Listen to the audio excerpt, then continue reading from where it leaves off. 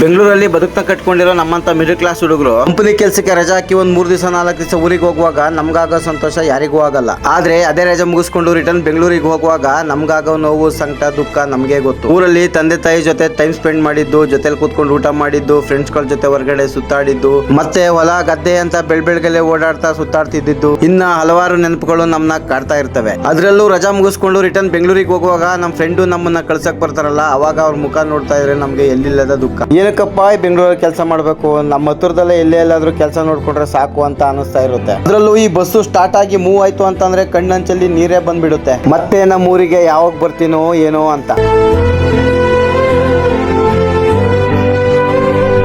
4 hours later. 4 hour travel ಮಾಡ್ಕೊಂಡು ಬೆಂಗಳೂರಿಗೆ ಬಂದು ಇಳಿದು ಮೆಜೆಸ್ಟಿಕ್ ಮೆಟ್ರೋ ಸ್ಟೇಷನ್ ಅಲ್ಲಿ ನಮ್ಮ ಏರಿಯಾಕ್ಕೆ ಮೆಟ್ರೋ ಹತ್ತನ ಅಂತ ಹೋದಾಗ ನಮ್ಗೆ ಮನ್ಸೇ ಬರಲ್ಲ. ಏನಕ್ಕಪ್ಪ ಅಂತಂದ್ರೆ ಊರ್ ಕಡೆಗೆ ಮತ್ತೆ ಮನ್ಸಾಗ್ತಾ ಇರುತ್ತೆ. ಅದಕ್ಕೆ ಇದೇ ಬೇಜಾರನ್ನ ಮನ್ಸಲ್ಲಿ ಇಟ್ಕೊಂಡು ಇಲ್ಲೇ ಸ್ವಲ್ಪ ಹೊತ್ತು ಟೈಮ್ ಸ್ಪೆಂಡ್ ಮಾಡೋಣ ಅಂತ ನಾವೆಲ್ಲ ಹೋಗೋದೇ ನಮ್ಮ ಮೆಜೆಸ್ಟಿಕ್ ಅಲ್ಲಿರೋ BMTC ಬಸ್ ಸ್ಟ್ಯಾಂಡ್ ಮತ್ತೆ ಫ್ಲೈ ಓವರ್ ಮೇಲೆ. ಅಲ್ಲಿ ಹೋಗ್ಬಿಟ್ಟು ನಮ್ಮ ಹಾಸನ ಕೊಡನೂರು ಪ್ಲಾಟ್ಫಾರ್ಮ್ ನ ನೋಡ್ಕೊಂಡು ನಮ್ಮ ರೂಟ್ ಬಸ್ಗಳನ್ನ ನೋಡ್ತಾ ಇದ್ರೆ ಮತ್ತೆ ಬಂದ್ ಬಸ್ಸಲ್ಲೇ ನಮ್ಮ ಊರ್ಗ್ ಹೋಗ್ಬೇಡ ಅಂತ ಅನ್ಸುತ್ತೆ. ಮತ್ತೆ ಸ್ವಲ್ಪ ಹೊತ್ತು ಯೋಚನೆ ಮಾಡ್ತಾ, ಅಯ್ಯೋ ಯಾರು ಏನ್ ಅನ್ಕೋತಾರೋ, ಅವ್ರ ಹಂಗ ಅನ್ಕೋತಾರೆ, ಇವ್ರ ಹಿಂಗ ಅನ್ಕೋತಾರೆ, ಮನೆಯವ್ರು ಏನ್ ಅನ್ಕೋತಾರೋ, ಈ ಬಂಡಟಕ್ಕೆಲ್ಲ ಏನಕ್ಕೆ ಹೋಗ್ಬೇಕಾಯ್ತು ಬೆಂಗಳೂರಿಗೆ ಅಂತ ನಮ್ಮ 3 ಜನಗಳೆಲ್ಲ ಅನ್ಕೋತಾರೆ ಅಂತ ಅಂದ್ಬಿಟ್ಟು ಎಲ್ಲ ನೋವು ಮನ್ಸಲ್ಲಿ ಇಟ್ಕೊಂಡು ಅಲ್ಲೇ ಸ್ವಲ್ಪ ಸುತ್ತಾಡ್ತಾ ನಿಂತ್ ಬಿಡ್ತೀವಿ. ಹಾಗೆ ಅಲ್ಲೇ ಸುತ್ತಾಡ್ತಾ ನಮ್ಮ ಮನ್ಸಿಗೆ ನಾವು ಅನ್ಕೊಳ್ಳೋದು ಏನಪ್ಪಾ ಅಂತಂದ್ರೆ, ನೆನ್ನೆ ಇಷ್ಟೊತ್ತಿಗೆ ನಮ್ಮ ಊರಲ್ಲಿ ಆರಾಮಾಗಿದ್ದೆ, ಇವತ್ತು ಕೆಲ್ಸಕ್ಕೆ ಹೋಗ್ಬೇಕು.